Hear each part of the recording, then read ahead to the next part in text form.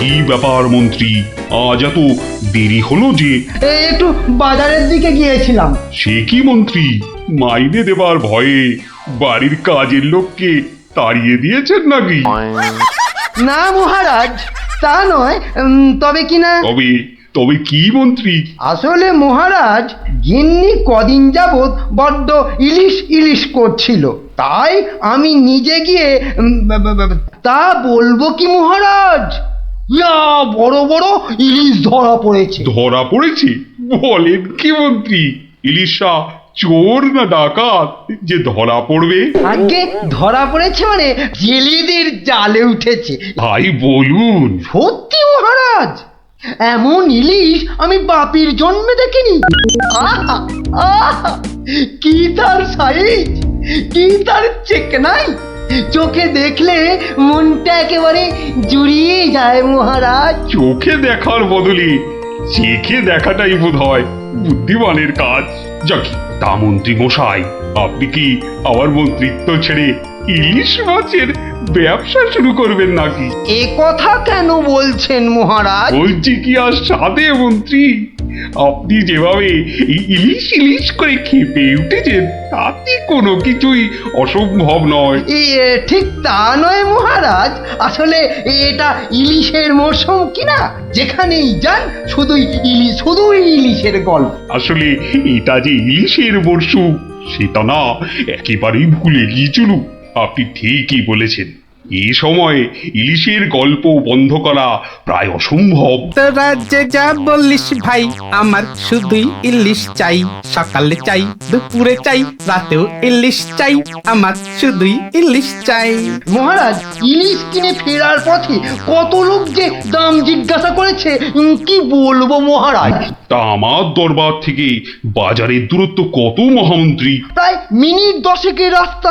10 minute? আচ্ছা গোপাল, ইলিশ হাতে এই 10 মিনিটের পথ কি তুমি আসতে পারবে, যাতে কেউ দাম জানতে না চায়? মহারাজ, এটা এমন কি কঠিন কাজ মহারাজ? বেশ বেশ, তুমি যদি বাজার থেকে একটা এই বড় সড়ো ইলিশ মাছ হাতে নিয়ে প্রকাশ্য রাজপথ দিয়ে আমার দরবারে উপস্থিত হতে পারো, এবং যদি কেউ তোমাকে ইলিশ মাছের দাম জিজ্ঞাসা না করে, তাহলে তাহলে তোমাকে আমি 500 টাকা পুরস্কার দেব। কি তুমি রাজি তো?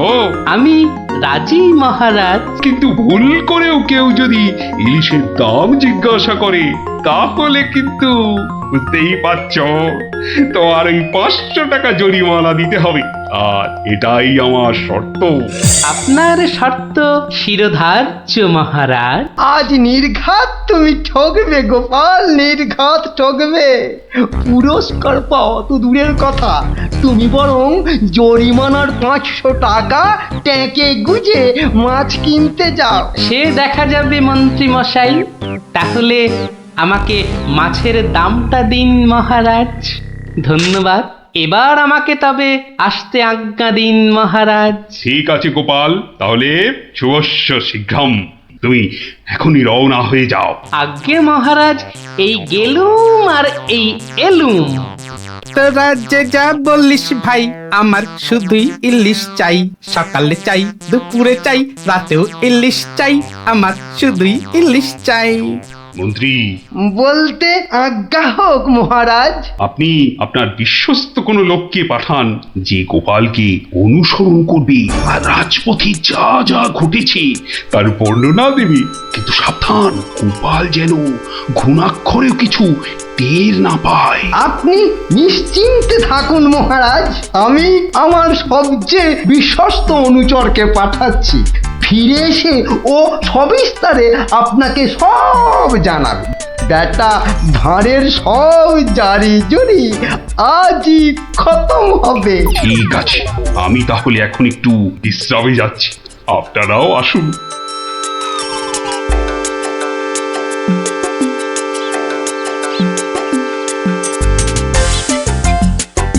বটা আছো নাকি? ভেতরে আসতে আজ্ঞা হোক হুজুর। তার দরকার নেই, তোমাকে একটা গুরুত্বপূর্ণ কাজের দায়িত্ব দিতে এসেছি বটা। কাজটা করা চাই কিন্তু। নিশ্চয়ই নিশ্চয়ই, কি করতে হবে শুধু বলুন। শোনো, মহারাজ গোপালকে ইলিশ মাছ কিনতে পাঠিয়েছে। তুমি এক্ষুনি বাজারে চলে যাও। গোপাল মাছ নিয়ে ফেরার সময় যেভাবেই হোক মাছের দামটা জেনে নিতে হবে, বুঝেছো? কিন্তু সাবধান, আমি যে তোমাকে পাঠিয়েছি সে কথা ঘুণাক করেও যেন কেউ জানতে না পারে। আপনি নিশ্চিন্তে থাকুন মন্ত্রী মশাই। ঠিক আছে ঠিক আছে, তুমি রওনা দাও, রাজসভায় দেখা হবে, কেমন? হ্যাঁ, কি গো, পাগল টাগল হয়ে গেলে নাকি? এইসব ছাই বর্ষ মাগতেছে বড়। ও গো, আমার কি হলো গো? ওনাকে বোধহয় তেনারা ভর করেছে। ও গো, কি হলো গো? রাম রাম রাম রাম রাম রাম রাম রাম রাম রাম রাম রাম রাম রাম রাম রাম রাম। ও গো, তুমি মরা কান্না থামাবে গিন্নি? থামবো কি গো? তেনারা তোমাকে ধরলেন আর আমি, ও মা গো। ধুর তেরি ছাই। আরে বাবা, ইলিশ মাছ কিনতে যাচ্ছে কিনা, তাই এসব ছাই বর্ষ মাগছো? হাতে কড়কড়ে 500 টাকা এনে দিলে বুঝবে এই সাজের কি মহিমা। যাক, এখন আমি তৈরি, এবার চলে গিন্নি, টাটা।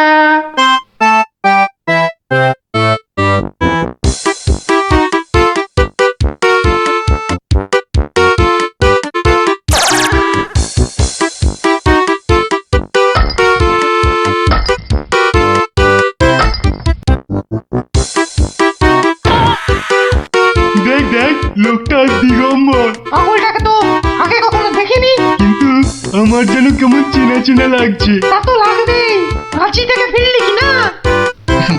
আহা আহা আহা, ইলিশ মাছ দেখছি, তা কত। ধরেছি ধরেছি জাহাপনা, আসল অপরাধীকে পাকড়াও করেছি। এই চুপ করে দাঁড়িয়ে থাক, আমি নিজে তোর শাস্তি দেব। কি ব্যাটা সত্যি সত্যি পাগল হয়ে গেল নাকি? বলা যায় না, ইটটা যদি সত্যি সত্যি ছুঁড়ে দেয়। কাজ নেই কাজ নেই, আর দাম জানায়, চাচা আপন প্রাণ বাঁচা। ওরে বাবা,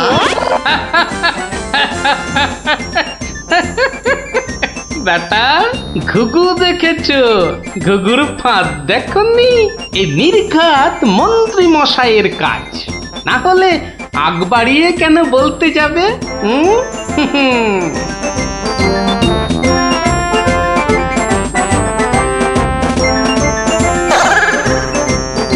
গোপাল, সে কি তোমার এই অবস্থা কেন? আগে এটার জন্য হুজুর, তার মানে? আপনার কথা মতো ইলিশ এনেছি মহারাজ, কিন্তু বিশ্বাস করুন মাছের দাম নিয়ে কেউ কোনো প্রশ্নই করেনি মহারাজ। বটি, মন্ত্রী, আপনার অনুচরদের ডাকুন। আমি হাজির মহারাজ। তুমি দেখেছো গোপালকে ইলিশের দাম নিয়ে কেউ কিচ্ছু বলেনি? হ্যাঁ মহারাজ, দেখেছি, কিন্তু কিন্তু কি? মানে গোপাল ভাঁড় পাগল হয়ে গেছে। সে কি? আজ্ঞে মহারাজ, পাগল না সাজলে মন্ত্রী মশাই আজ যে জিতে যেতেন। তার মানে? মানে আর কিছুই নয় মহারাজ, মন্ত্রী মশাইয়ের অনুচরই আমাকে দাম জিজ্ঞেস করতে যাচ্ছিল, তাই বাধ্য হয়ে। ব্যাপারটা একটু খুলে বলবে গোপাল? তবে শুনুন মহারাজ, লোকটা দিগম্বর। ইলিশ মাছ দেখছি, তা কত। আসল অপরাধীকে পাকড়াও করেছি। ব্যাটা সত্যি সত্যি পাগল হয়ে গেল নাকি? ওরে বাবা,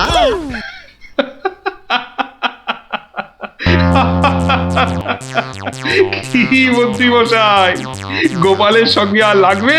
হ্যাঁ, আমায় ক্ষমা করে দিন মহারাজ, আমি দুঃখিত। না না, শুধু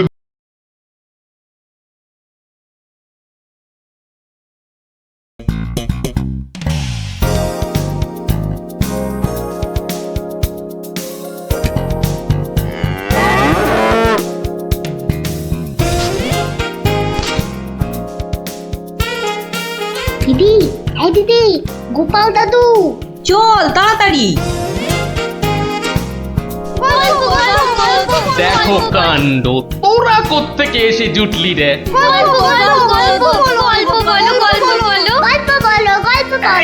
এই দেখো দেখো, আস্তে আস্তে আস্তে, আরে ধুতি খুলে যাবে রে, ধুতি খুলে যাবে। দাঁড়া দাঁড়া, ওরে রে, আমি এখন রাজসভায় যাচ্ছি, পরে এসে তোদের গল্প বলবো। এই দেখো, গল্প না বললে আমরা তোমাকে রাজসভায় যেতেই দেব না। ঠিক ঠিক, গল্প বলো, গল্প বলো। আচ্ছা আচ্ছা আচ্ছা, বেশ, চল ওই গাছতলাটায় গিয়ে বসি। হ্যাঁ, আয় আয় আয়।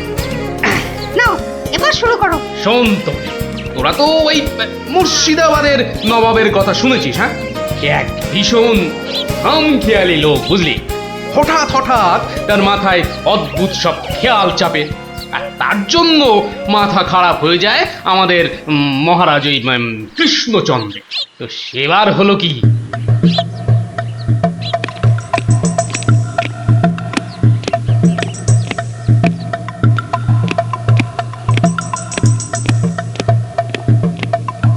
অনেক দিন হয়ে গেল এক জায়গায় একটানা বসে আছি। এবার কিছুদিনের জন্য একটু হাওয়া পরিবর্তন করতে হবে।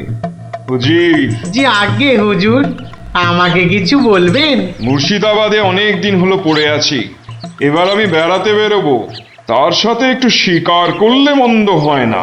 তুমি আমার যাওয়ার আয়োজন করো। আপনি কোথায় যাবার জন্য ইচ্ছা প্রকাশ করেন জাহাপানা? কাছাকাছি এমন কোথাও যেখানকার পরিবেশ চোস্ত হবে আর শিকারেরও বন্দোবস্ত করা যেতে পারে, এমন কোন জায়গা হদিশ আছে তোমার কাছে? এমন একটা জায়গা আছে বটে, আর সেটা আপনার পরিচিত জায়গা। আমার পরিচিত জায়গা? কোন সে জায়গা? কেন হুজুর, আপনি মহারাজ কৃষ্ণচন্দ্রের কথা ভুলে গেলেন? কৃষ্ণচন্দ্র? হ্যাঁ হ্যাঁ, তিনি তো আপনাকে বারবারই সেখানে যেতে বলেছেন। ওখানকার পরিবেশও অত্যন্ত ভালো, আর কাছে পিঠে বন জঙ্গলও আছে। আপনার মনোবাসনা সেখানে সহজেই পূরণ হবে হুজুর। ঠিক বলেছো হুজি, ঠিক বলেছো। তুমি এখনই কৃষ্ণচন্দ্রকে সংবাদ পাঠিয়ে দাও যে আমি ওর রাজ্যে কিছুদিনের মধ্যেই ছাউনি ফেলবো। তিনি যেন আমাকে অভ্যর্থনা করার জন্য প্রস্তুত থাকেন। যাও।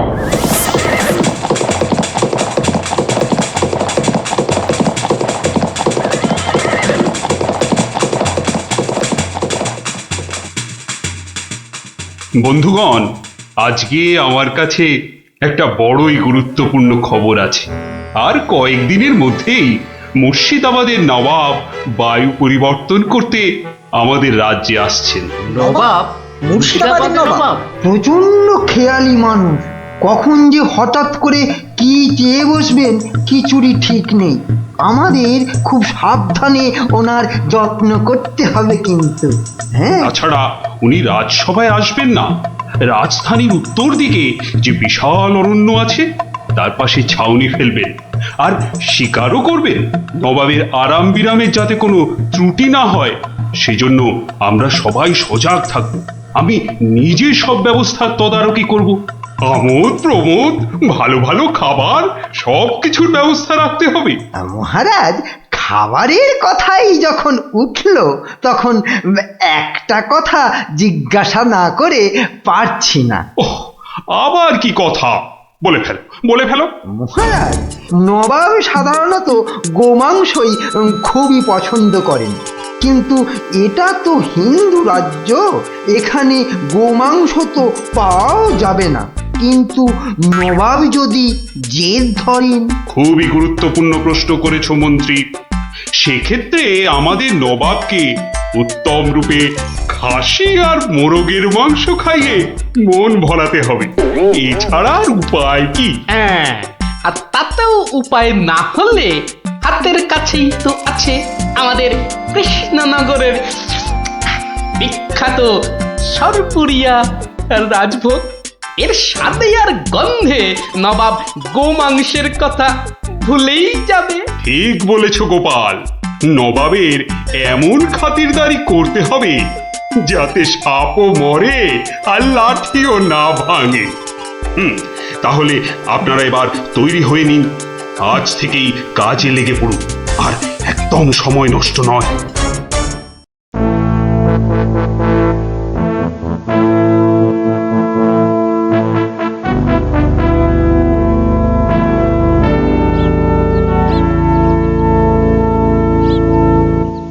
বাহ, বহুত খুব, বড়ই জবরদস্ত চিজ। কি নাম বললেন এই খাবারের? আগে হুজুর সরপুরিয়া, আমাদের রাজ্যের সব থেকে জনপ্রিয় মিষ্টি। তা আমাদের বাবুর্চিকে শিখিয়ে দিলে সে এরকম জবরদস্ত জিনিস নিশ্চয়ই পাকাতে পারবে। নিশ্চয়ই জাহাপনা। তাছাড়া মোগলাই খানার সাথে সরপুরিয়া বেশ ভালোই লাগবে বোধহয়। ভালোই লাগবে। আর তার সাথে একটু মোগলাই গরম মশলা মেশালে স্বাদ আরো বেড়ে যাবে। মিষ্টিতে গরম মশলা বাবার জন্মেও শুনিনি। কিছু কি আপনি বলতে চাইছেন? না না না না না না, মানে আপনার ভাবনা খুবই ভালো হুজুর। আমাদের ময়রা আপনার বাবুর্চিকে সব শিখিয়ে দেবে। কি হলো, বাইরে এত গোলমাল কিসের? একবার দেখো তো।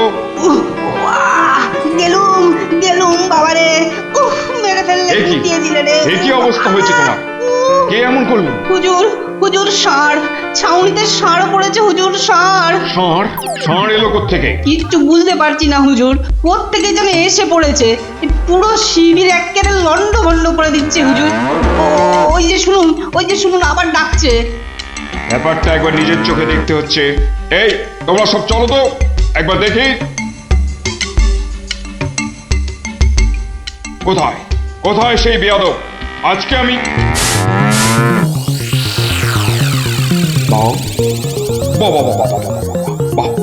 বহুত খুব, কি চমৎকার ষাঁড়, কি নধুর দেহ, যেন তেল চুইয়ে পড়ছে। একেবারে জবরদস্ত গোস্ত। হুজুর আমরা সবাই মিলে এখনই ওটাকে তাড়িয়ে দিচ্ছি। এই না, তাড়িও না, ইসকো পাকড়ো। পাকড়ো মানে? কি সুন্দর শরীর, চমৎকার মাংস হবে। বেটাকে ভালো করে ধর, আর শুনে রাখ, কাল এই ষাঁড়টাকেই জবাই করে আমার খানা পাকানো হবে।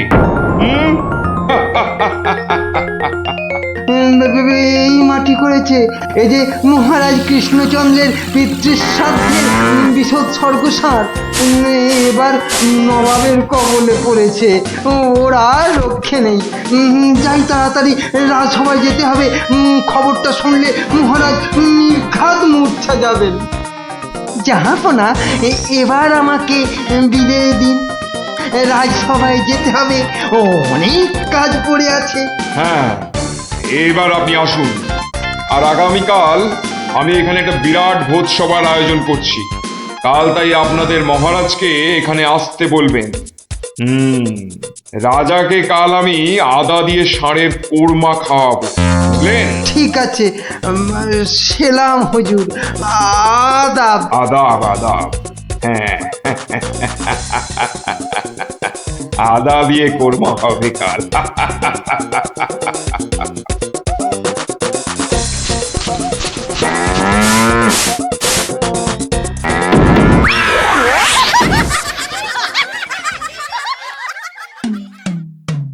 একই কথা শোনালে মহামন্ত্রী, এ আমি কি চরম ধর্ম সংকটে পড়লাম। আমার পিতা শ্রাদ্ধে উৎসর্গ করে ষাঁড়টাকে ধর্মের নামে ছেড়ে দিয়েছিলাম। বৃষোৎসর্গের বৃষ মারা পড়লে যে আমার পিতৃপুরুষ নরকে যাবে। কিন্তু নবাবের হাত থেকে ওকে উদ্ধার করার উপায়ই বা কি? নবাব যাকে খেতে চাইছেন তাকে ছিনিয়ে আনার চেষ্টা মানে তো রাজদ্রোহ বই তো কিছু নয়। তাই তো, ওরে বাবা, সর্বনাশ হয়ে গেল, সর্বনাশ হয়ে গেল। হিন্দুর নগরে গো হত্যা হলো, আমার পিতৃপুরুষের নরকবাস হবে। কোনো উপায় নেই ঠেকাবার। যত সব বদমাশ নবাব। আমাদের এ কি সর্বনাশ হলো, কি সর্বনাশ হলো! থামুন, বিপদের সময় একটা বুদ্ধি দেওয়ার নাম নেই, আবার নাকি কান্না কাঁদতে লেগেছে। সবাই সবাই একদম চুপ করে থাকবেন। আমাকে আমাকে একা ভাবতে দিন তো, দেখি দেখি কোনো শেষ রক্ষা করতে পারি কিনা। আগে মাফ করবেন মহারাজ, আমার উপর ভার দিলে আমি ষাঁড়টাকে নবাবের কবল থেকে খালাস করে আনতে পারি। কার সাথে টক্কর দিতে হবে বুঝতে পারছো? এ হলো স্বয়ং মুর্শিদাবাদের নবাব। আমার উপর ভরসা রাখুন মহারাজ, আমার জেদ তো আপনি ভালো করেই জানেন। তুমি বোধহয় নবাবকে ঠিকভাবে চেনো না। নবাবের মতো বদরাগী লোক রসিকতায় ভোলেন না। আপনাদের নবাবও কিন্তু আমাকে সম্যকভাবে চেনেন না। আপনি বলুন না মহারাজ, আমার দৌড় ওনার জানা আছে কি? তুমি ঠিক কি করতে চাও? আমি তো কিছুই ভেবে কুল পাচ্ছি না। আপনি শুধু একটা ছোট্ট কাজ করুন। ছোট্ট কাজ? ছোট্ট কাজ কিরকম? শুনুন মহারাজ, আর আপনি নবাবের নামে একখানি পত্র পাঠান। আমার কথা বলুন বলুন বলুন বলুন, আপনি আমাকে পাঠাচ্ছেন। তোমাকে পাঠাচ্ছি? কেন? কেন?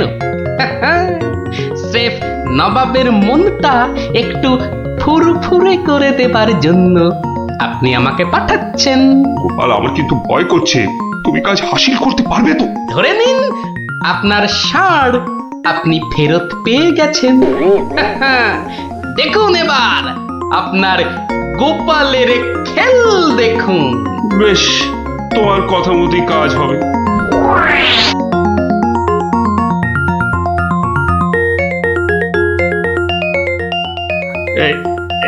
এই আমি চিঠি লিখে দিচ্ছি। প্রণাম মহারাজ, এই চললাম আমি ষাঁড় উদ্ধার অভিযানে।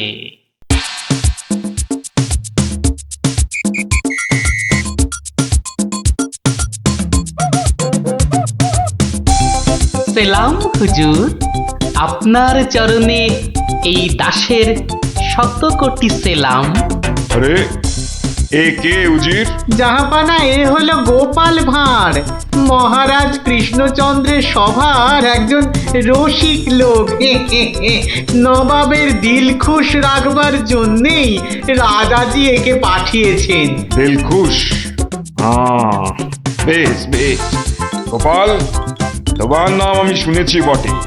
ঠিক আছে, তুমি আমার দিল খুশ করে দাও। হ্যাঁ, মাফ করবেন জাহাপনা, আমি এসেছিলাম আপনার দিল খুশ করার জন্য, কিন্তু এখানে এসে আমার দিল নাখুশ হয়ে গেল হুজুর। কেন কেন কেন কেন? আমি একটা বিচ্ছিরি দৃশ্য দেখতে পেয়েছি এখানে। ইস, ছ্যা, ছ্যা, ছ্যা, ছ্যা, ছ্যা, ছ্যা, থু, থু, থু, থু, থু, থু। কি দৃশ্য তুমি দেখলে যে এত নফরত? হুজুর, ওই নোংরা সাপটা কেন আপনার পবিত্র শিবিরে বেঁধে রেখেছেন জাহাপনা? নোংরা বলছো কেন? বেশ তাগড়াই আছে, ভালো গোস্ত হবে। হ্যাঁ হুজুর, খেয়ে ফেলুন, খেয়ে ফেলুন, যত তাড়াতাড়ি পারেন সাপটাকে খেয়ে ফেলুন। তুমি হিন্দু হয়ে ষাঁড় খাওয়ার কথা বলছো? হুজুর, ওই সাপটা বড়ই নোংরা। ও যা উৎপাত করে, গোটা দেশের লোক ওর জ্বালায় একেবারে অস্থির হয়ে যায় হুজুর। কে উৎপাত করে? গুটিয়ে দেয়? না হুজুর, তাহলে তো ল্যাটা চুকেই যেত। কিন্তু ওই সার যা করে, এই ও ও আমি মুখে আনতে পারবো না হুজুর। রামো রামো ওয়াক ওয়াক, থু থু থু। আরে বলেই ফেলো না, কি কাজ করে? কি আর বলবো জাহাপনা, ওর জ্বালায় মাঠে কারোর বড় বাইরে করার উপায় নেই। কেন কেন কেন? কেন বলবো? বলেই ফেলি। হ্যাঁ, মানে ও মল ভিন্ন, মানে ওই ওই নোংরা ভিন্ন আর কি, আর কিছুই খায় না। মানে ওই গু খেকো সাপ। গু খেকো ষাঁড়? হুজুর, সাপটা ওই গুয়ের লোভেই মাঠে মাঠে ঘোরে। কোনো লোককে মাঠে বসতে দেখলেই হলো তাকে গুটিয়ে একেবারে তুলে দিয়ে তার ময়লাটা খেয়ে ফেলে। ছি ছি ছি, ছ্যা, ছ্যা, ছ্যা, ছ্যা, ছ্যা, ছ্যা। হ্যাঁ জাহাপনা, ওকে আপনি ওই যত তাড়াতাড়ি খেয়ে ফেলুন। হ্যাঁ, ওকে আপনি যত তাড়াতাড়ি খাবেন ততই আমাদের মঙ্গল। দেশের লোক নিশ্চিন্ত হয়ে মাঠে বসুক। তবা তবা তবা তবা, এই ষাঁড়ের মাংস আমি খেতে চেয়েছিলাম। আপনি কি অসুস্থ বোধ করছেন জাহাপনা? না না না না না, মানে ঠিক আছে ঠিক আছে। এই এই এই ষাঁড়টাকে এক্ষুনি বিদায় কর। হুজুর, ষাঁড়টার শরীর স্বাস্থ্য ভালোই, বেশ এই উপাদেয় মাংস হতো হুজুর।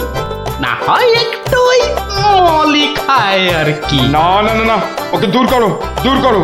আর উজি, এক্ষুনি আমার মুর্শিদাবাদ ফেরার ব্যবস্থা করো, এক্ষুনি এক্ষুনি। জো হুকুম জাহাপানা। হুজুরের যেমন মরছি। আমি আসছি হুজুর, আদাব। হাট হাট, ওর দড়ি খুলে দে, যা যা যা যা।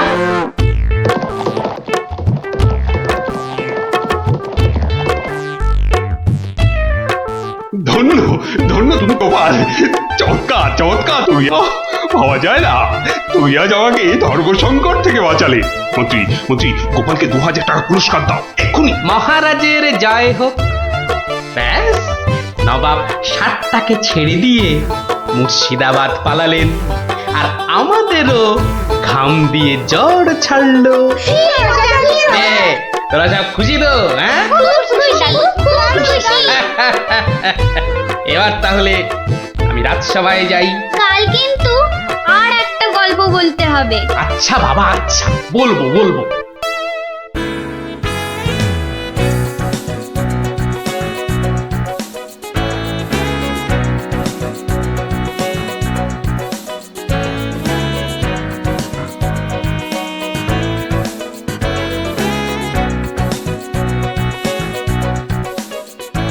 আমার অত দম নেই যে পুকুরের ওই পারে যাব। তুই তাহলে ঘাট ধরেই কাট, আমি ওই পাড়ের থেকে সাঁতারটা কেটেই আসি। গুলটে গুলটে, ওই দেখ কুটি আসছে। ভালোই হলো, কুটির সঙ্গে তাহলে সাঁতারের একটা রেস হয়ে যাবে। না রে, সঙ্গে ওর ভাই দুটো আছে। তাতে কি? ওর ভাই দুটোকে তো চিনিস না, ঠিক বাড়িতে গিয়ে বলে দেবে পুটি পুকুরের ওই পারে গেছে। ওর ভাই দুটোকে একদিন এমন টাইট দেবো না। কি রে, কাকে টাইট দিবি? ওর মাথার স্ক্রু গুলো রে। দিদি, গুলটে দাদার সঙ্গে সাঁতারে রেস দিবি না কিন্তু। দিলে কিন্তু বাবাকে বলে দেবো। এই, তোরা ওকে ভয় দেখাচ্ছিস নাকি? আহ, থাম তো তোরা। কি পুকুরের মাঝখানে একটা কি ভেসে আছে না? ঢিল ছুড়বো? ছড়ো ছড়ো। একটু দে, ও তো গোপাল দাদু। হ্যাঁ রে, একটু দম বাড়ানোর ব্যায়াম করছিলাম। গোপাল দাদুকে যখন পেয়েছি তখন আর গল্প না শুনে চান করছি না। হ্যাঁ হ্যাঁ। হ্যাঁ, ভেজা গায়ে গল্প শোনাতে বসে সর্দি লাগাই আর কি। তাহলে কখন শোনাবে? বিকেলে বিকেলে। বিকেলে গল্প, বিকেলে গল্প। দারুণ মজা হবে।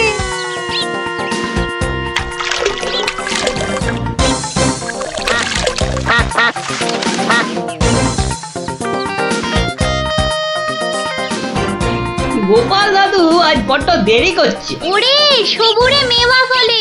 ঠিক বলেছিস। আচ্ছা পুটি, তুই বইয়ের ওই প্রবাদ বাক্যের জায়গাটা খুব ভালো করে পড়েছিস না রে? আবার শুরু করলি তো, সব সময় পড়া পড়া। ওই তো গোপাল দাদু। দাদু, আমরা তোমার জন্য কখন থেকে বসে আছি। বসে বসে কুমোদ ধরে গেল। চল চল চল, আর দেরি না করে শুরু করি তাহলে গল্প।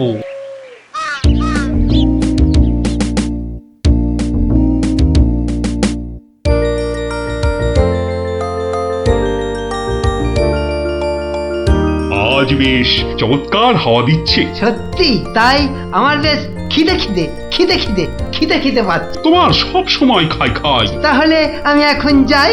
এই গাছের তলায় একটু দাঁড়াই। আমি বরং গাছের বাঁদরটাকে তাড়াই। হ্যাঁ, এই তোমার উচিত কাজ। আজ দারুণ হয়েছে আপনার সাজ। তখন থেকে দেখছি তোমার ছন্দের পুকুট। এই যা, বাঁদরটা নিয়ে গেল আপনার মুকুট। এবার কি হবে? আমার আমার মুকুট নিয়ে এসো, যেভাবে পারো। এই এই দে দে মহারাজের মুকুট, দে দে বলছি। কি কি মন্ত্রী, এই যে ভয়ানক দুষ্ট বাঁদর। ওহ, এভাবে হবে না মহারাজ, ওকে বন্ধুর মতো করে বোঝাতে হবে। আমার তো কখনো বাঁদর বন্ধু ছিল না, কি করে বোঝাবো? আচ্ছা, আমি বোঝাচ্ছি। ওরে ওরে পুচু মুচু কচু, বাবাটা বাবাটা, সোনাটা, মনটাটা, আমার মনটাটা, আমার পুকুটা মুকুটা দিয়ে দাও সোনা মানা, দাও মানা, দাও দাও মানা সোনা, দাও।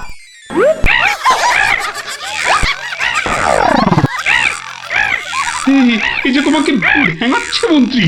তাই তো মনে হচ্ছে। তবে রে এবার ঢিল ছুরি, হ্যাঁ ছুরি। এ কি বাচ্চাদের ঢিল ছোড়াছুড়ি হচ্ছে মন্ত্রী? যেভাবে হোক আমার মুকুট এনে দাও, আর কেউ এখানে এসে পড়ার আগে। কি মুশকিলে পড়লাম, এবারে কেউ এসে না পড়ে। মন্ত্রী, গোপাল না ওটা? উহ, যেখানে বাঘের ভয় সেখানেই সন্ধে হয়। তুমি কি গোপালকে বাঘ মনে করছো নাকি? না না, বলছি গোপালের চোখে এই ঘটনা পড়লে লজ্জার আর শেষ থাকবে না। তার বলতে শেষে কিনা মহারাজের মুকুট বাঁদরের মাথায়।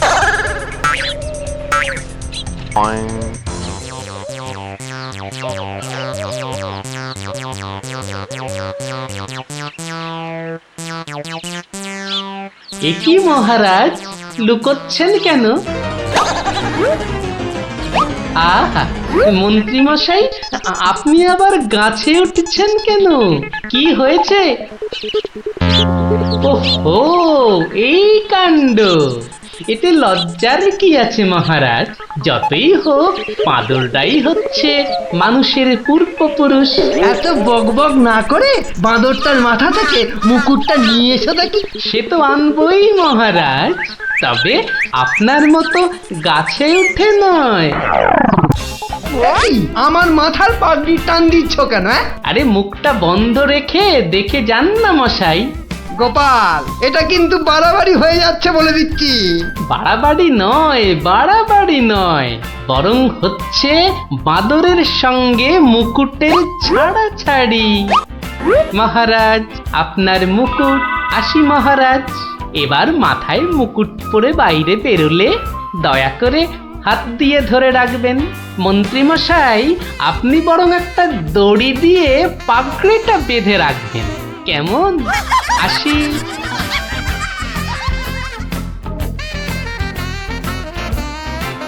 কিভাবে গোপাল বলল দেখলেন মহারাজ? শুধু দেখিনি মন্ত্রী, শুনেওছি। এর একটা বিহিত করতেই হবে, করতেই হবে। তুমিও ভাবো আর আমিও ভাবি।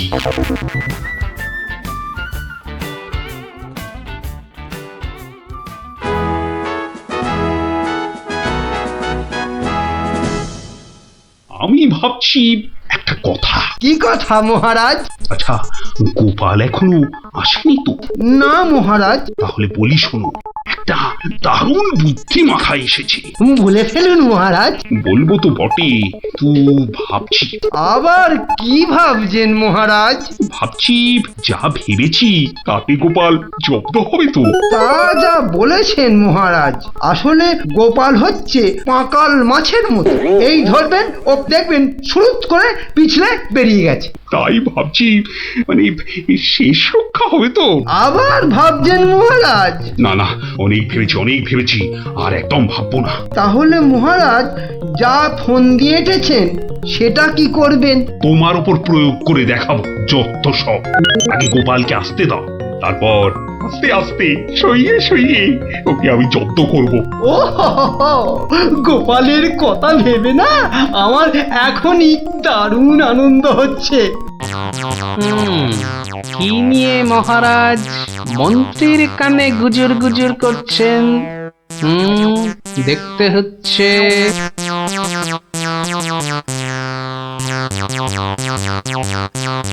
মহারাজ, গোপাল আসছে। আরে আসুন গোপাল বাবু।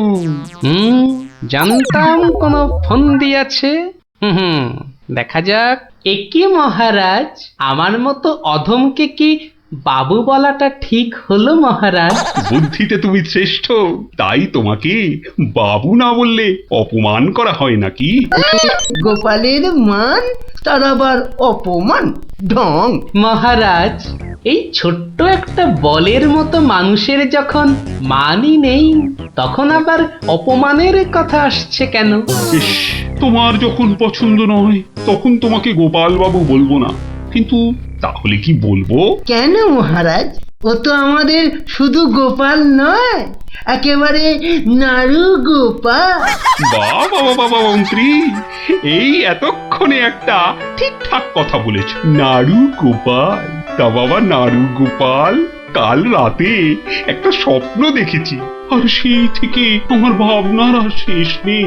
কেটে গেছে তো কালকের রাত, স্বপ্ন তাহলে আপনার নষ্ট ভাত। স্বপ্নটা যে মনের কোণায় বারবার উঁকি মারছি।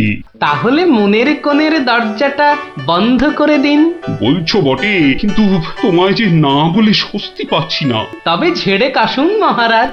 মহারাজের সর্দি হয়েছে নাকি যে ঝেড়ে কাশতে বলছো? হ্যাঁ? মানে ওই স্বপ্নটাকে আর উঁকি মারতে না দিয়ে পুরোপুরি বাইরে আসতে বলুন। ও হরি, এই ছিল মনে। ও, তুমি তাহলে আমার স্বপ্নটা কি তা জানতে চাইছো? ভেবে দেখো গোপাল, স্বপ্ন শুনে যদি সবাই হাসে তাহলে কিন্তু লজ্জা পেতে পারবে না। আমার নাম গোপাল, লজ্জা করার আছে কি আমার কপাল? শুরু করুন মহারাজ, শুরু করুন। স্বপ্নটা হলো একটুখানি মহারাজ। কি হলো?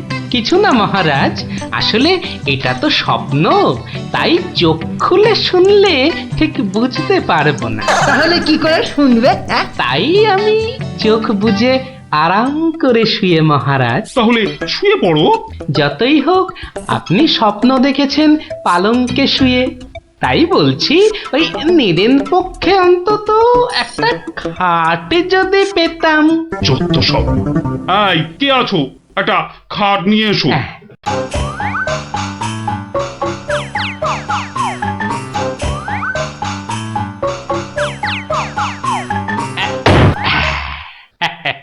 এই তো, এইবার একটু আরাম করে শুই। এইবার বলুন মহারাজ। আমি আর তুমি একটা সরু পথ দিয়ে হাঁটছি। মহারাজ এক মিনিট, কতটা সরু মহারাজ? ওই মন্ত্রী মশাইয়ের শরীরের মতো নাকি? উপা, কথা বলো না, স্বপ্নের ঘোরটা কেটে যাবে। ঠিক আছে, বলুন। পথে দুধারে দুই দিকে। আচ্ছা, তারপরে ঘটলো এক বিচ্ছিরি ঘটনা। যা গোপাল, কথা বলো না, স্বপ্নটা ভেঙে যাবে। বলুন মহারাজ। ব্যাস, আমরা পড়ে গেলাম। কোথায় মহারাজ? আপনি কি পড়েছেন? তাহলে আপনিও কথা না বলে চুপ করে শুনুন। একসাথে তো মহারাজ? না না, তুমি একটা দিঘিতে আর আমি অন্যটাতে। আপনি যেটাতে পড়লেন সেটা ছোট না বড়? গোপাল, কথা না বলে শোনো। বাহ, এই না হলে আমার মন্ত্রী, যেন আমি যন্ত্র আর তুমি যন্ত্রী। ছোট বড় জানি না, শুধু এটুকু দেখলাম, আমি যেটাতে পড়লাম সেটা ক্ষীরের দিঘি, আর তুমি যেটাতে পড়লে সেটা হলো গুয়ের। বলেন কি মহারাজ, গোপাল একেবারে গুয়ের দিঘিতে? তাই তো বলছি, কি বিচ্ছিরি ব্যাপার। গোপাল এবার মোক্ষম জব্দ। গু কথাটা শুনতে ভারী মন্দ, একে একটা অন্য নাম দিলে হয় না মহারাজ? দিন না সভাকবি, আমারও কেমন গু নামটা কানে বড্ড লাগছে। তাহলে বরং বলি, গোপাল গিয়ে পড়িল মলের দিঘিতে। মলের দিঘিতে? আচ্ছা মহারাজ, মল কি নরম ছিল না শক্ত? নরম না শক্ত? গোপালই ভালো বলতে পারবে যে মলটা কিরকম ছিল। ব্যাস, এরপরেই আবার ঘুম গেল ভেঙে। কই গোপাল, এবার চোখ খোলো, মহারাজের স্বপ্ন যে ভেঙে গেল। কি গোপাল, একেবারে চুপ মেরে গেলে যে? লজ্জায় গোপালের মুখ চোখ সব বন্ধ। আমার স্বপ্ন যে এখনো শেষ হয়নি মহারাজ। তাই নাকি? হয়েছে গোপাল, হয়েছে। গোপাল, তুমি এইবার মহারাজের কাছে দারুণ জব্দ হয়েছো।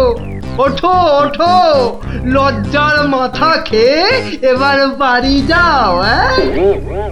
এইবার আমার স্বপ্নটা ভাঙলো। মানে মহারাজ, কাল ভোরে আমিও একটা একই রকম স্বপ্ন দেখেছি, বলো কিন্তু আমার স্বপ্নটা একটু বড়, তাই স্বপ্নটা শেষ হবার জন্য একটু অপেক্ষা করছিলাম মহারাজ। আর জানেন তো মহারাজ, ভোরের স্বপ্ন সব সময় সত্যি হয়। তাই? তাহলে বলো তুমি আর কি দেখেছো? মহারাজ, আমরা তো 2 দিঘিতে পড়লাম, আর তারপর তারপর তারপর তারপর কি? তারপর কি? দুজন দিঘি থেকে উঠে পড়লাম। তখন মহারাজের গা ভর্তি ক্ষীর আর আমার গা ভর্তি থুরি থুরি ময়লা, কিন্তু ওই পরিষ্কার করব সেরকম জল কোথাও নেই মহারাজ। তখন কি করলে? তখন আর কোনো উপায় না দেখে আমরা দুজনে দুজনার গা চাটতে থাকলাম মহারাজ। মানে খুব পরিষ্কার। আমি মহারাজের গায়ের ক্ষীর চাটতে থাকলাম, আর মহারাজ আমার গায়ের ময়লা চাটতে থাকলেন। কি দৃশ্য! ব্যাস আমার ঘুম ভেঙে গেল মহারাজ। কি বলছো কি গোপাল? হ্যাঁ, যা দেখেছি মহারাজ, স্বপ্নে তাই বলছি। সবাই সবাই আমার দিকে কি দেখছো? হ্যাঁ, কি দেখছো তোমরা? যাও যাও, আজকের মতো সভা পণ্ড। কেমন জব্দ এবার গোপালের সঙ্গে পাঙ্গা, বোঝো কেমন করলাম চাঙ্গা।